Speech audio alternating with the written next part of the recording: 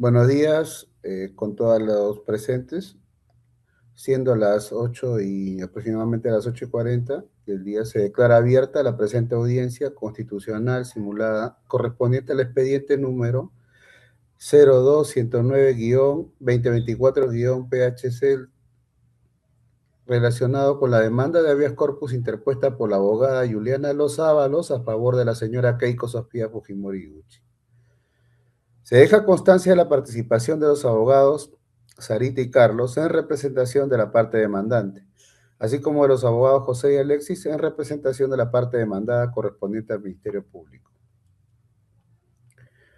La controversia tiene su origen en el cuestionamiento de las resoluciones judiciales 35, 46 y 110, así como de las actuaciones fiscales desarrolladas desde las diligencias preliminares del proceso penal seguido por los presuntos delitos de lavado de activos y organización criminal.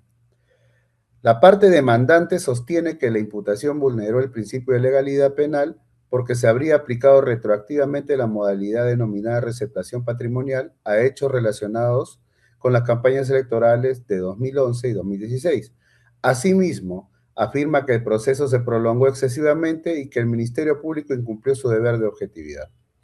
Por su parte, el Ministerio Público sostiene que la investigación no se limitó a la recepción de aportes, sino que comprendió presuntos actos de conversión y ocultamiento y utilización de aportes simulados, afirmando también que se tiene que determinar la tipicidad de estos hechos y valorar los elementos de convicción corresponde a la jurisdicción penal ordinaria.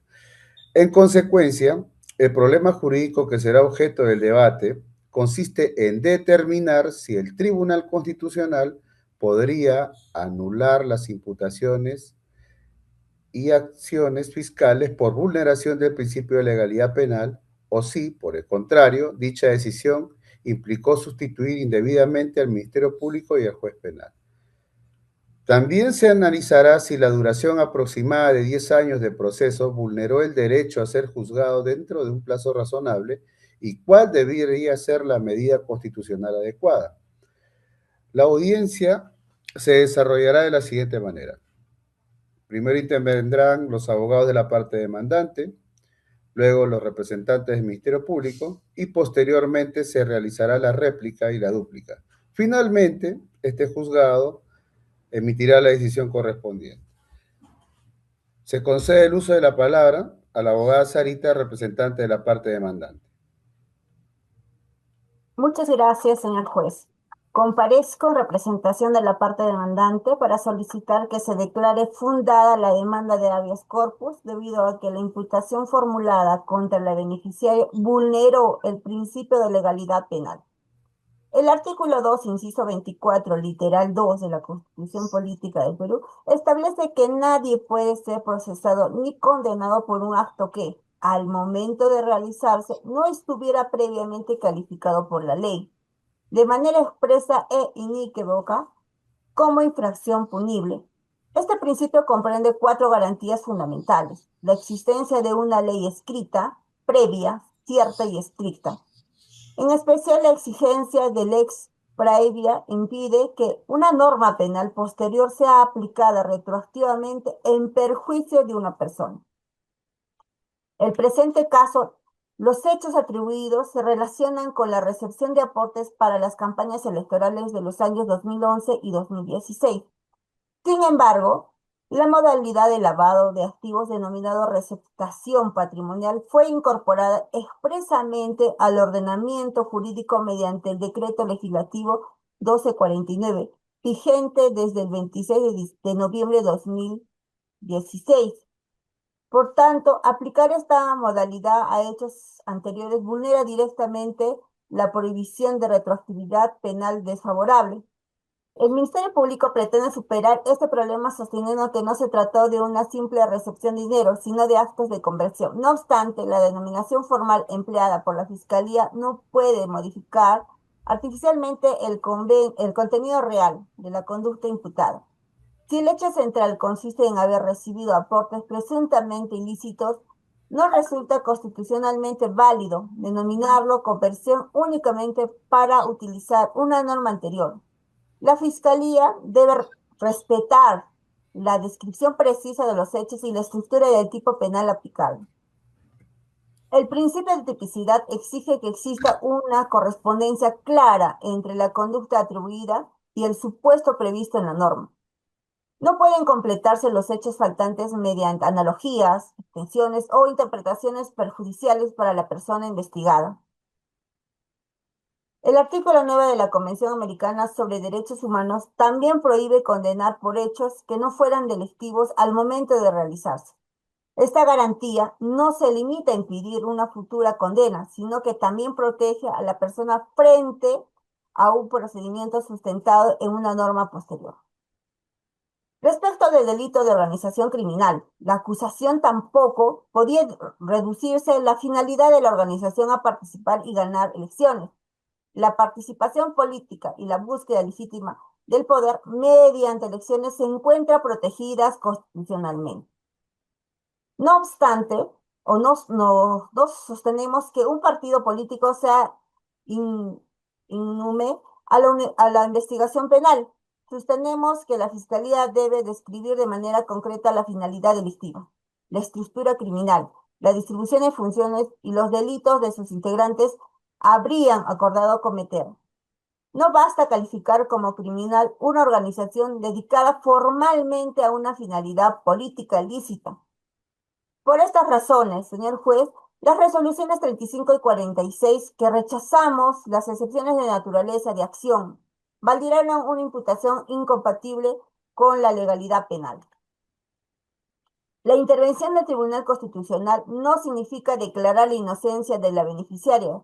Su función era impedir que continuara sometida a un proceso sostenido en una aplicación retroactiva y extensiva de la ley penal. En consecuencia, solicitamos que se declare fundada la demanda y se dejen sin efecto las imputaciones que vulneran el principio de legalidad. Muchas gracias, señor juez.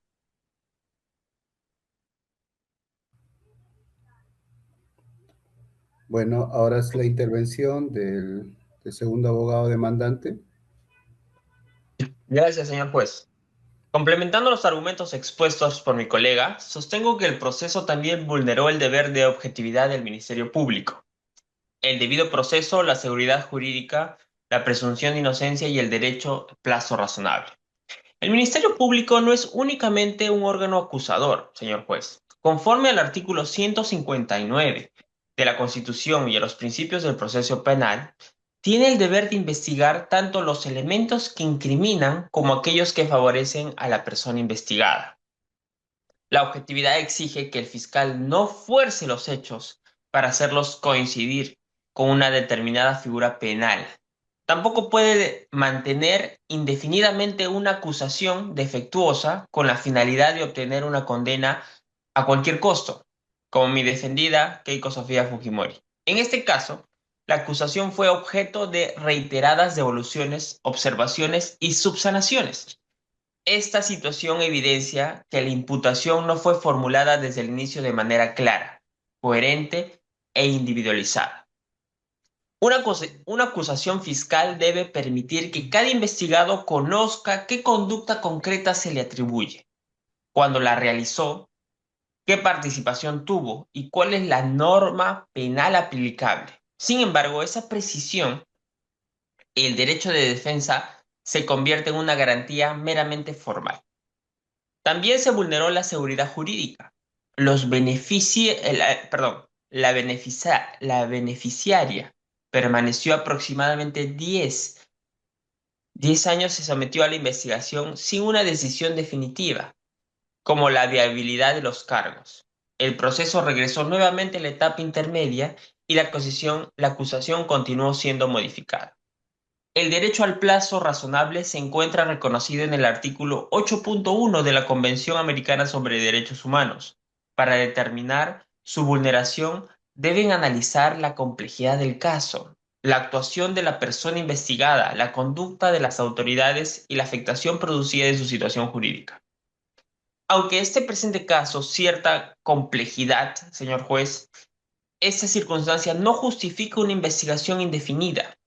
La complejidad no puede convertirse en una autorización para presentar acusaciones defectuosas. y corregidas reiteradamente durante años, como lo ha ido presentando el fiscal. La afectación producida fue especialmente grave.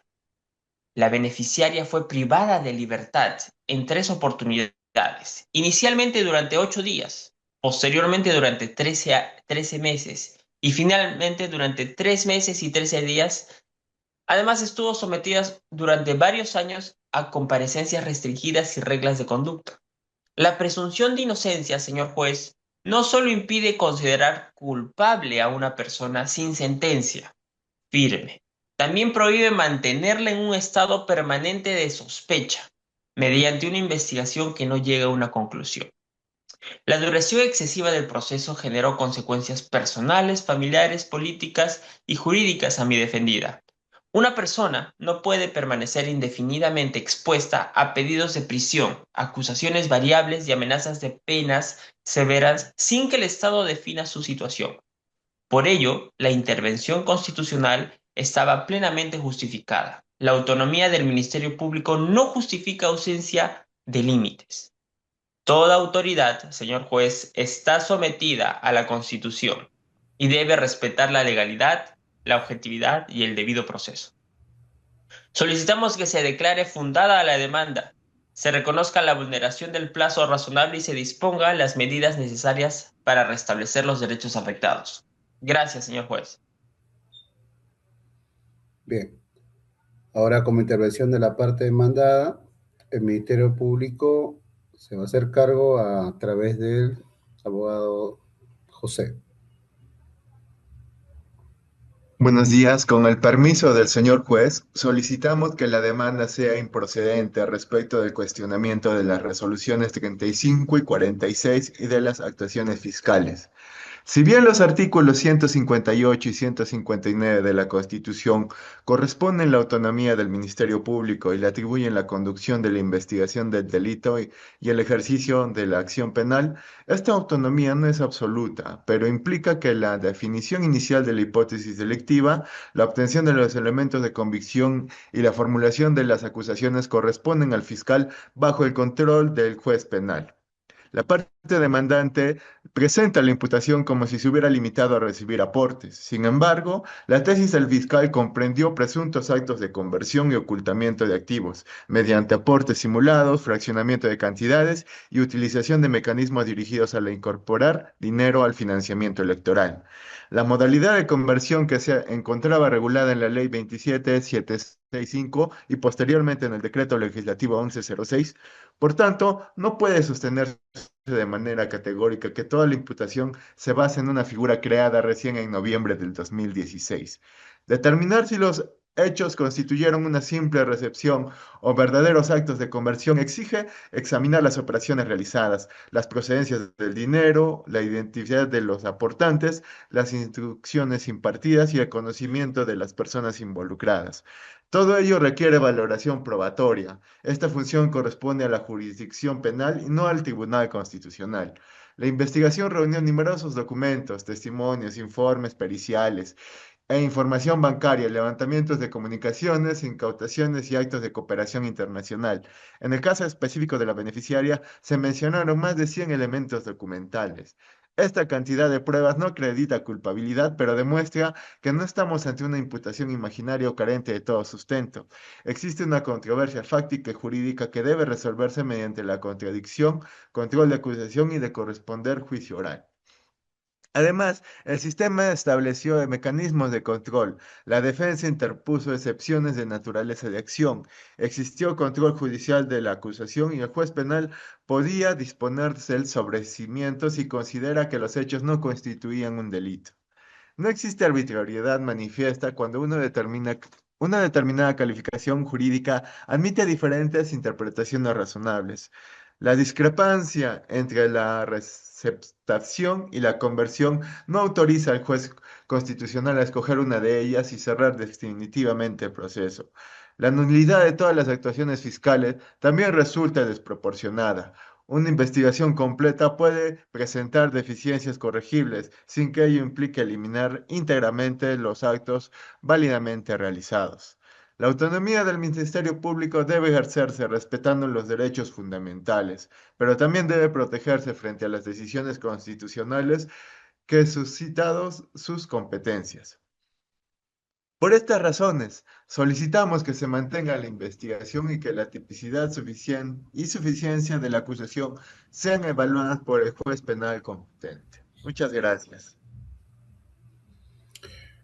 Muchas gracias, señor abogado. Ahora, como participación de la parte demandante, el segundo abogado, Alexis.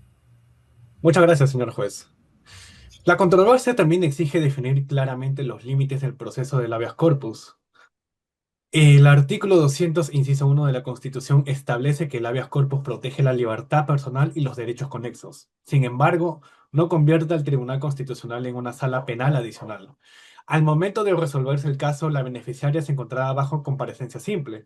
Las resoluciones 35 y 46 tampoco ordenaron prisión preventiva, detención, impedimento de salida ni otras restricciones directas de la libertad. Únicamente rechazaron las excepciones de naturaleza de acción. Para resolver la pretensión de la demandante era necesario determinar si los hechos descritos por la Fiscalía configuraban actos de conversión, receptación patrimonial, ocultamiento u organización criminal. Esto supone efectuar un juicio de subsunción penal. La subsunción consiste en confrontar los hechos con los elementos del tipo penal. Esta función corresponde prioritariamente al juez penal, quien cuenta con las herramientas procesales para examinar la acusación, debatir los elementos de convicción y garantizar la contradicción. El Tribunal Constitucional puede intervenir cuando exista una vulneración manifiesta del principio de legalidad. Por ejemplo, cuando se aplica expresamente una ley posterior o cuando se atribuya un delito claramente inexistente al momento de los hechos. No obstante, esta infracción debe poder comprobarse sin valorar pruebas ni reconstruir los hechos. En este caso, la discusión sobre si existió receptación o conversión dependía precisamente de los elementos probatorios. La existencia de dos interpretaciones jurídicas posibles demuestra que no existía una arbitrariedad manifiesta. El Tribunal Constitucional no debía determinar cuál era la interpretación penal más correcta, sino verificar si la tesis fiscal era completamente irrazonable. Tampoco podía descartarse anticipadamente la imputación de organización criminal, alegando únicamente que ganar elecciones es una finalidad legítima. Nadie discute participar en política sea lícito. Lo que debía determinarse era si determinadas personas usaron una estructura partidaria para desarrollar actividades delictivas. La finalidad institucional lícita de una organización no excluye automáticamente la posible responsabilidad individual de algunos de sus integrantes. Reconocemos que la duración del proceso puede ser constitucionalmente cuestionable. Sin embargo, incluso si se declara vulnerado el plazo razonable, la consecuencia no debe ser la eliminación de toda la investigación. La medida adecuada sería ordenar que el juez penal resuelva prontamente, establecer un cronograma y evitar nuevas dilaciones. La protección del plazo razonable no autoriza al Tribunal Constitucional a declarar la atipicidad de los hechos. Por tanto, solicitamos que se declare improcedente la demanda respecto a la nulidad de las resoluciones y actuaciones fiscales. Subsidiariamente, cualquier pronunciamiento estimatorio debe limitarse al plazo razonable sin disponer el archivo del proceso. Muchas gracias, señor juez.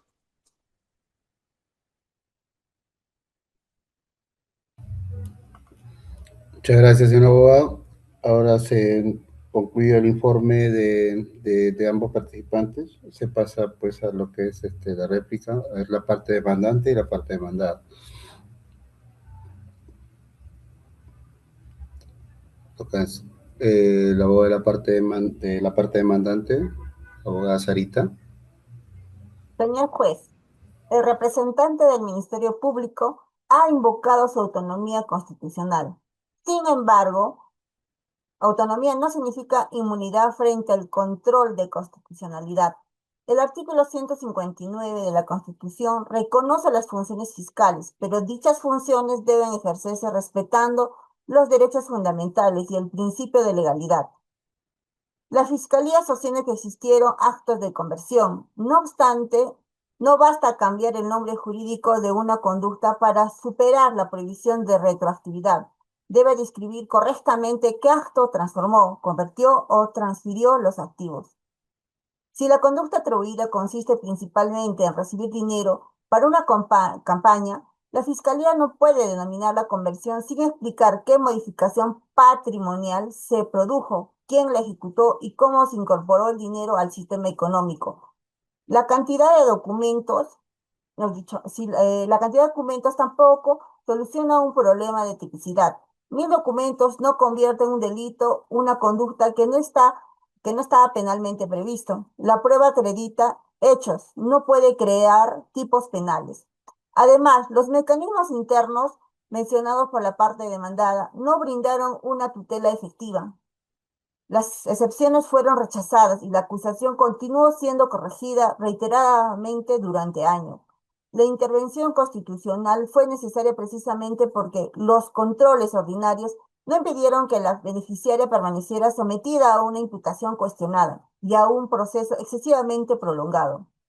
No se pretende que el Tribunal Constitucional valore cada prueba ni declare inocencia. Se solicita que controle si el poder punitivo res- respetó la ley previa, la tipicidad y la prohibición de la analogía. Cuando la vulneración recae sobre la propia existencia jurídica de la imputación, la autonomía fiscal debe ceder frente a la supremacía constitucional. Por estas razones, mantenemos nuestra solicitud de que la demanda sea declarada fundada, señor juez. Gracias. Gracias, señora abogada. Ahora le corresponde la segunda parte entre el demandante entre la parte demandante y la parte demandada. Sus abogados Carlos y Alexis tienen 3 minutos. Muchas gracias.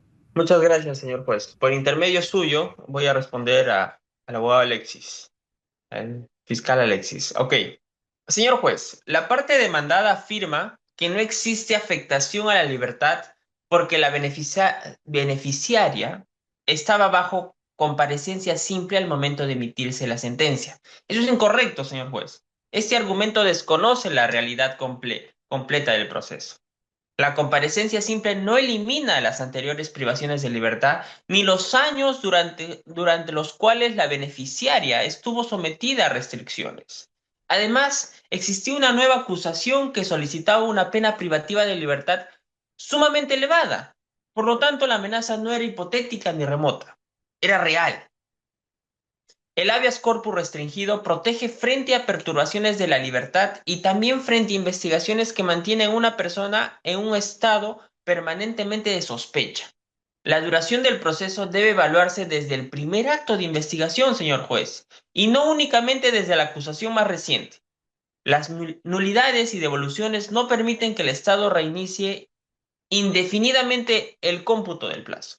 También debe considerarse, señor juez, la presunción de inocencia. Una persona no puede ser tratada durante 10 años como permanentemente sospechosa por deficiencias atribuidas a las autoridades, como mi defendida Keiko Sofía Fujimori Gucci. Coincidimos que el juez constitucional no debe reemplazar al juez penal. Sin embargo, tampoco puede permanecer indefinidamente cuando el proceso ordinario deja de cumplir su función y se transforma en una afectación autónoma de derechos. El debido proceso, señor juez, no constituye una cuestión de mera legalidad.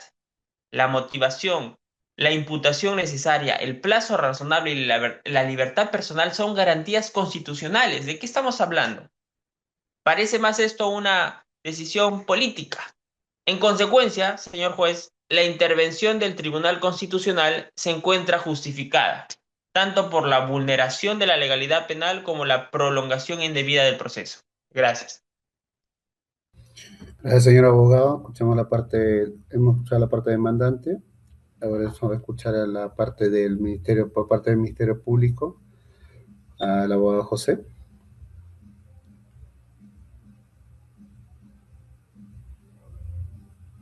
Eh, Señor juez, la parte demandante insiste en que la Fiscalía cambió artificialmente la denominación de la conducta. Sin embargo, precisamente esta afirmación demuestra que existe una controversia entre los hechos y su calificación jurídica. Para decidir si hubo simple recepción o conversión, es necesario analizar cómo ingresó el dinero, si existieron aportantes simulados, si se fraccionaron cantidades y quiénes coordinaron estas operaciones. Este análisis no puede realizarse sin valorar pruebas. No existe aplicación retroactiva si la Fiscalía sostiene que los actos imputados encajan en una modalidad de lavado que ya estaba vigente. La defensa puede cuestionar esta calificación durante el control de la acusación, pero no corresponde que el habeas corpus resuelva anticipadamente el debate. También debe rechazarse la afirmación de que el número de elementos de convicción sea irrelevante. No sostenemos que la abundancia de pruebas cree delitos. Sostenemos que las pruebas demuestran que la controversia no puede resolverse con una cuestión puramente normativa. La nulidad de toda la investigación afectaría además el deber estatal de esclarecer hechos de posible relevancia penal. Los derechos de la persona investigada deben protegerse, pero también debe garantizarse que las investigaciones válidamente iniciadas sean resueltas por los órganos competentes. Si existió una demora excesiva, responde a ordenar cerealidad y una decisión pronta, pero no debe eliminarse una investigación cuya tipicidad todavía puede ser razonablemente debatida. Muchas gracias. Gracias, señor abogado. Ahora vamos con la última parte, que es la respuesta de la parte demandante y la parte demandada, ¿no? Ahí con el abogado Alexis. Muchas gracias, señor juez. La parte demandante ha unido dos problemas distintos: la duración del proceso y la tipicidad de los hechos. ¿Es posible reconocer que el proceso se prolongó excesivamente sin concluir que las conductas investigadas son atípicas? La vulneración del plazo razonable no convierte automáticamente en inválida toda investigación. La consecuencia constitucional debe guardar relación con el derecho vulnerado. Si se afecta el plazo razonable, corresponde ordenar que el proceso concluya en un plazo determinado. Si se anula toda la investigación, se adopta una medida mucho más intensa que no resulta necesaria. Las anteriores privaciones de libertad deben ser consideradas al evaluar la afectación personal. Sin embargo, al momento de resolverse el habeas corpus no existía prisión preventiva ni comparecencia restringida. Por tanto, la justicia constitucional debía actuar con especial prudencia y respetar la competencia del juez penal. No corresponde utilizar el habeas corpus para decidir si los elementos ofrecidos demuestran el origen ilícito del dinero, el conocimiento de la investigada o la existencia de una organización criminal. En consecuencia, reiteramos que la demanda debe ser declarada improcedente respecto del principio de legalidad y, como máximo, fundada únicamente en el extremo referido del plazo razonable. Muchas gracias, señor juez. Muchas gracias a todos los participantes de esta audiencia.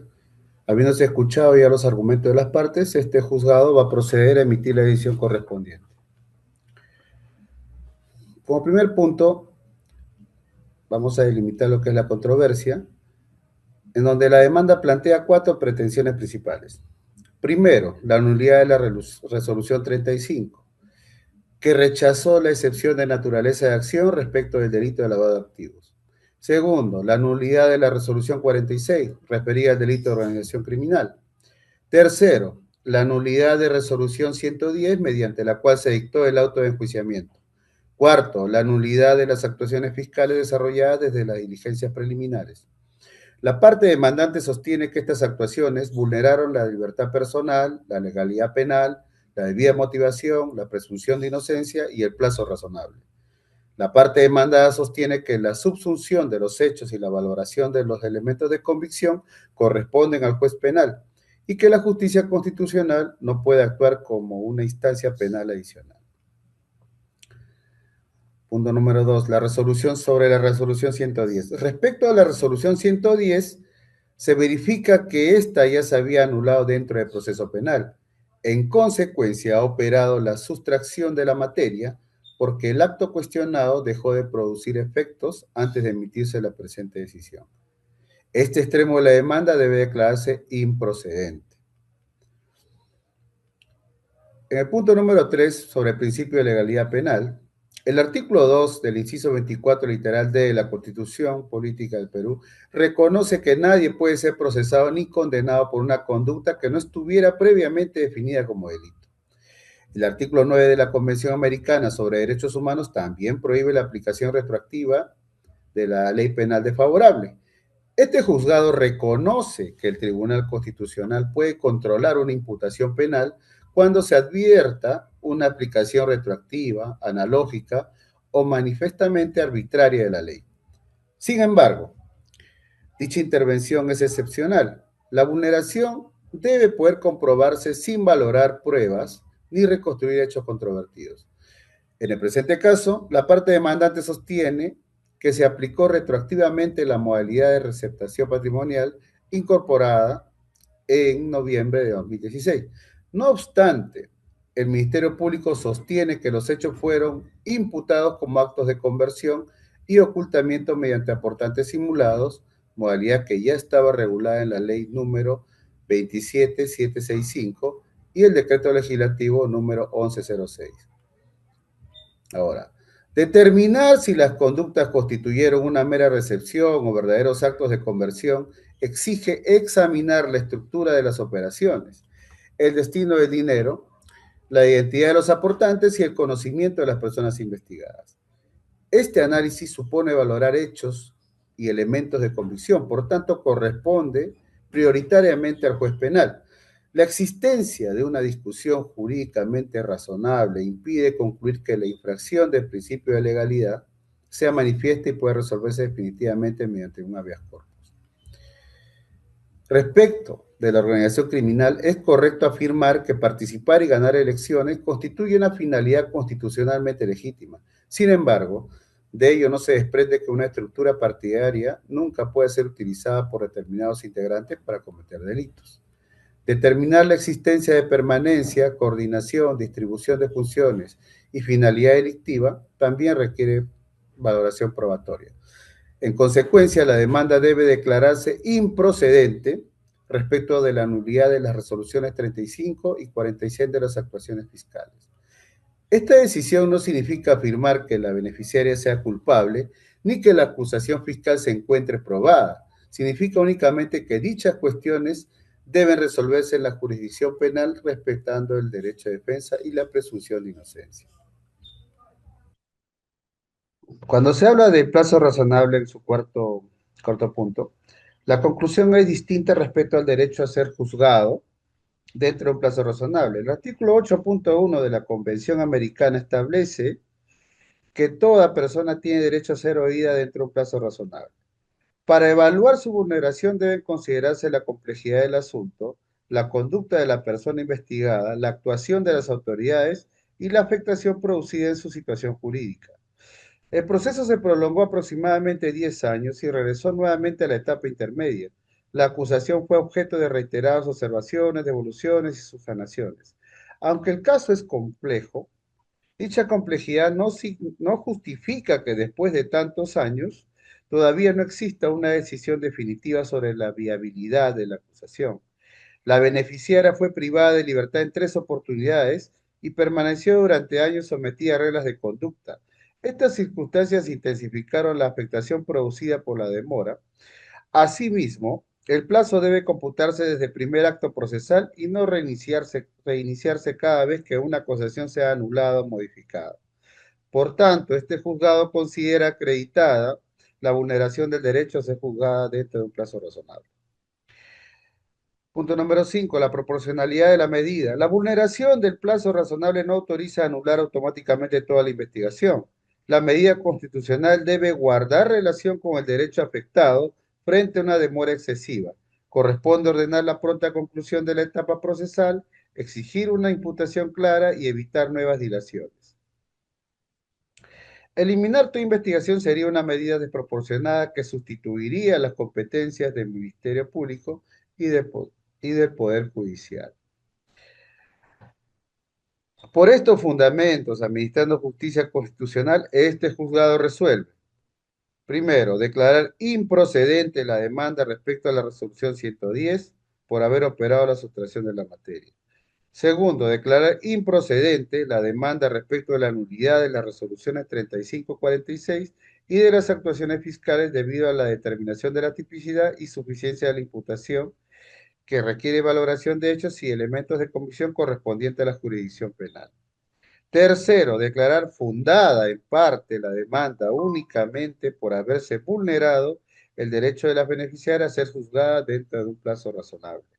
Cuarto, ordenar al juzgado de investigación preparatoria que dentro de los 15 días siguientes a la notificación de esta decisión, establezca un calendario procesal obligatorio. Quinto, ordenar que el control formal y sustancial de la acusación concluya dentro de un plazo máximo de 6 meses, salvo que exista una causa excepcional, objetiva y debidamente motivada. Sexto, exhortar al Ministerio Público a formular una imputación clara, individualizada y congruente, precisando los actos de conversión atribuidos, la participación concreta de la beneficiaria y la norma vigente del momento de los hechos. Séptimo, disponer que cualquier futura medida restrictiva de libertad se sustente en las circunstancias nuevas, objetivas y acreditadas y cuente con una motivación reforzada. Octavo, precisar que esta decisión no declara la culpabilidad ni la inocencia de la beneficiaria. Las cuestiones reservadas son exclusivamente a la justicia o a la jurisdicción penal ordinaria. Con esta decisión se busca proteger la legalidad penal, la libertad, la presunción de inocencia y el plazo razonable, sin desconocer la autonomía del Ministerio Público ni la independencia del Poder Judicial. Son notificadas ambas partes. Bueno, no habiendo otro asunto que tratar, se da por concluida y se levanta la presente audiencia. Buenas tardes.